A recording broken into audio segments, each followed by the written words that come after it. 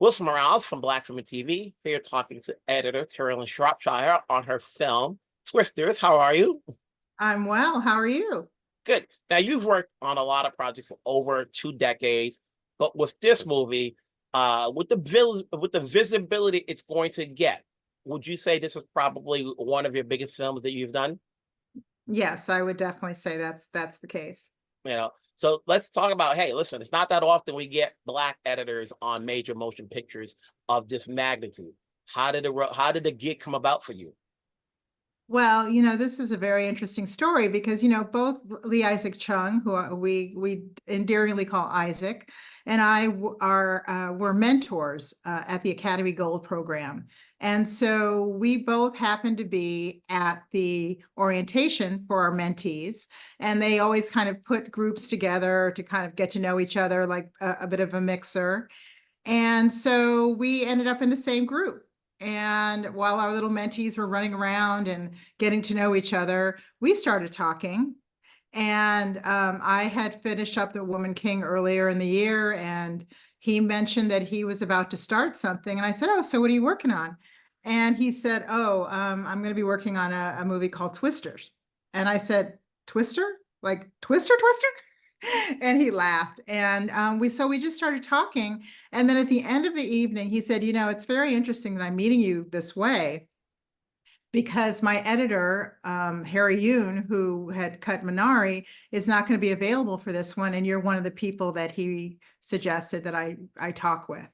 And so the fact that we met in this kind of environment of mentorship and education and had, things to talk about that we were in common. So, about a week later, at that point he said, "Would you be interested in reading the script?" And I said, "Absolutely." About a week later, I got the script. We had a sit down. We went and had coffee. We both live in Pasadena, and we sat down and had coffee, and the rest is history.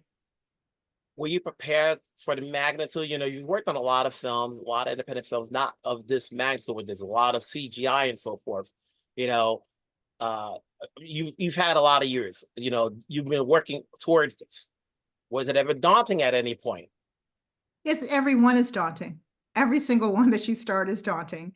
And it's almost as if, you have this kind of progression you have as an artist. And you say, "Okay, I've gotten to this point, and everything that I've done has prepared me, hopefully, for what's coming next." But then the gauntlet comes down and goes, bam. You think you got this, bam. And you're provided with a new challenge, which which I love. I mean, that's part of what we do, right? Is that we always want to be challenged and continue to just take on the next one. So this one was no different, and I feel that everything that I did leading up to this got put me in that right place at the right time for this film. Mhm. So then this is a movie that is part of the franchise, but not necessarily follow up to what we saw eons ago in terms of the first movie. This is totally different, but nevertheless, you got some of the creatives back from the first movie in this one.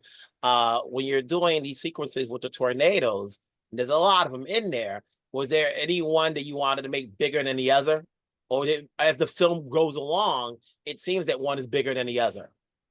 Yeah, well, we knew that the first one was going to have to be pretty significant. I mean, just because, bringing you as an audience into the film, there was the challenge of both getting you imprinted on the characters very early so you care about them.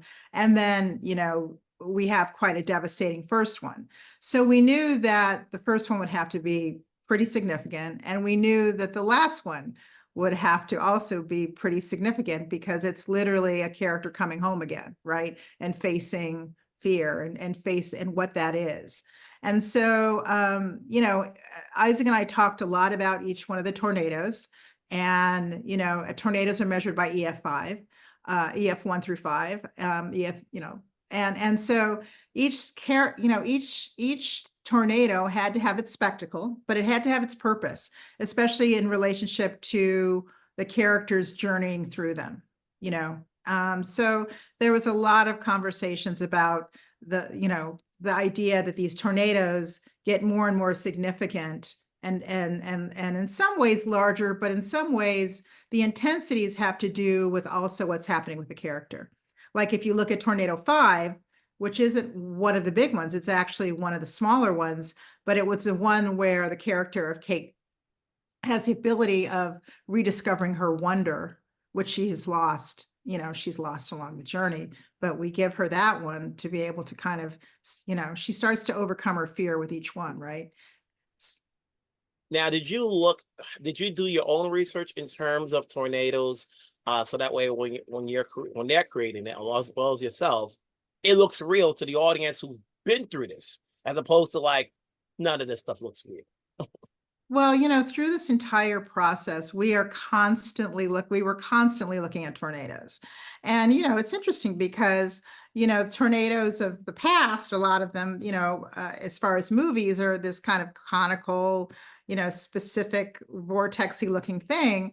And then when you really start to study them, they're quite, each tornado is its own force of nature, you know, not trying to make a pun, but there's a lot of different types of tornadoes. And yes, so during the process, I would say ahead of it, a lot of what my looking at was through what Isaac was wanting, you know, presenting and also looking at. And so we were looking at a lot of storm chaser videos, in terms of getting that whole, you know, because that is just a culture within itself, right? The storm chasers.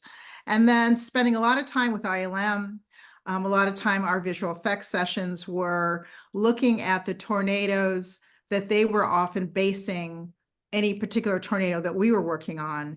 We were looking a lot of, like, you know, storm chaser footage, a lot of documentary footage, a lot of YouTube, and you know, and a lot of their inspiration obviously came from taking tornadoes that actually have occurred and building that kind of framework into the tornadoes for the film. Now, as you mentioned all of this stuff, I always wonder, you know, as you know, editors and directors work hand in hand.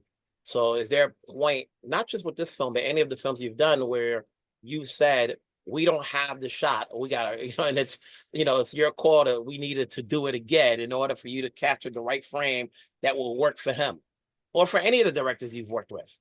Yeah, I mean, I think my responsibility, especially during production, is in many ways, I'm the first eyes on the material. So once the material comes in, the dailies come in. Now on Twisters, we actually had daily screenings, which is become more of a rare occurrence, but we actually would sit down with the crew at lunch or after, you know, after wrap, and we would watch dailies, which was really informative to everybody. But I still, in many cases, was the first person to have my eyes on things.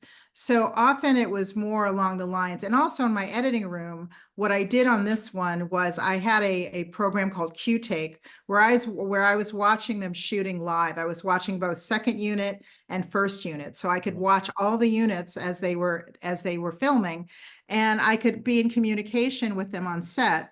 Sometimes when first unit would come in first and then second unit would follow, second unit would need to have some sense of reference of what first unit shot. So I was also cutting very quickly to try to give them as much information so that, yes, if we did need a shot or there was something that first unit wasn't able to pick up, we knew that second unit would have to get it. Or if I saw that second unit was doing something and I was like, oh, wait a second, while you're there, can you grab this? Often I would, you know, be in touch with the second unit director to talk about that, and always within conversations with Isaac. And Isaac was such a collaborative director, and he really did value my involvement, you know, while they were shooting. At a certain point, when we went back to Oklahoma to finish the film, you know, we had to have a C unit to do a lot of kind of the pickups and inserts. And so I was able to be on set with that unit, kind of helping them and giving them, you know, I literally had my laptop, you know, at a table showing them the cut and what we were trying to shoot to insert into something or pick up into something. So yeah, it was a lot of work on this one, but it was great. And, you know, that all starts with Isaac, because he was incredibly skillful, communicative. Everybody that worked with him really wanted to see him and see this film succeed. It was a great crew. You know, as an audience member and having seen the film on IMAX and on 40X, you definitely see the work that's there. And I think when people go to see these movies, and you need movies that people want to go see, you know, whether last year's Oppenheimer, you know, this or any of the Mission Impossible, you need that, you know, where the work is on the screen. And for you, having done this, you know, in terms of hopefully the magnitude it's going to reach, what did you get out of this, you know, skill set wise that you probably didn't get before from your previous projects that maybe you can take on to whatever project you do next? Well, certainly what really helped was, again, being able to have my eyes on all sets at one time. I mean, that was so invaluable to this process. And it was the first time I had that, like live. Like, you know, I'd gone out to set. And so for me, that was great. I had a little bit more time in pre-production with this crew, as far as working with the storyboards and the animatics and working with Third Floor, because a lot of times some of these sequences would be pre-visualized. So being able to have some input into that process was great, because sometimes, you know, they're kind of working on the action aspect of it, but there's still the story and the character aspect of it that you want to also see kind of interlaced into that. So being able to have that early access and working with both ILM early. What was great was having Skywalker, our sound crew, on very early, because we started talking about the sonic character of the tornadoes. And so even as early as my you know, showing Isaac my editor's cut, then working towards his director's cut, we were able to work so cohesively with the sound team, so that by the time we got to the mix stage, you know, a year and a half later, practically, we really had a sense of what these tornadoes were going to feel like and sound like.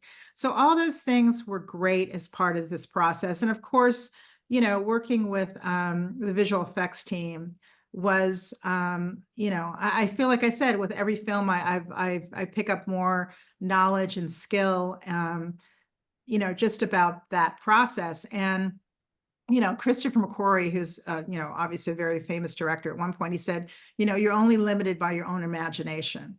And when you talk about visual effects and what's possible, it's so true, you know, because there were times when, you know, we would work on something and we'd say, gee, you know, wouldn't it be great if we could do that? And ILM would be like, we can do that, you know? And so that kind of thing was great.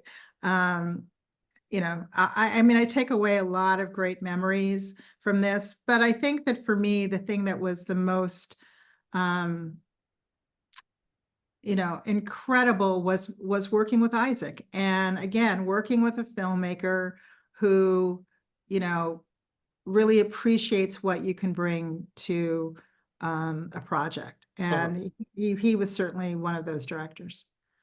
Having worked with Lee, Isaac, and Gina and Casey, which is three great directors, and you know, will hopefully will this give you the opportunity, you know, do you go after the work, or do they have to see your work for you to get, you know, offered?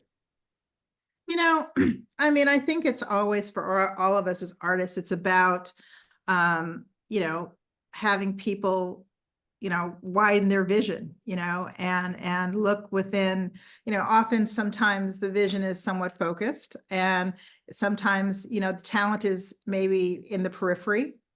So for me, I feel like with each one of these, it's just another opportunity to use more tools in my toolbox and have people recognize that there are talented people that look like us that, you know, can take on some great challenges and do some great work. So, and I'm thankful for Casey, because, you know, well, I shouldn't say just Casey and Gina and you know, Bondi and Reggie and all these, Ava, and all these artists who have given me the opportunity to show what I'm capable of. And I evolve with them, and we grow together as artists, and we just keep going. So to me, I can't wait till the next one. And you know, I hope that a lot of people see this film and recognize the work.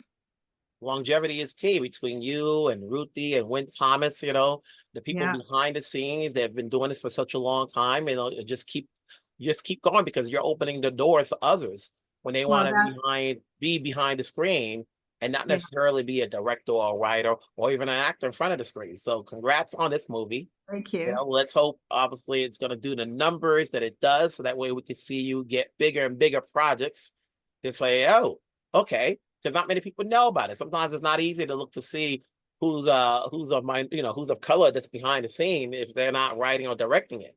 But you Yeah. know, this is a one for the books for you. Obviously, it's a good one. I'm sure it'll be #1 at the box office, and that it's part of a franchise, you know. So let's make it so, and I'm sure I'll talk to you on your next project. Thank you so much. Yeah. It's been fun.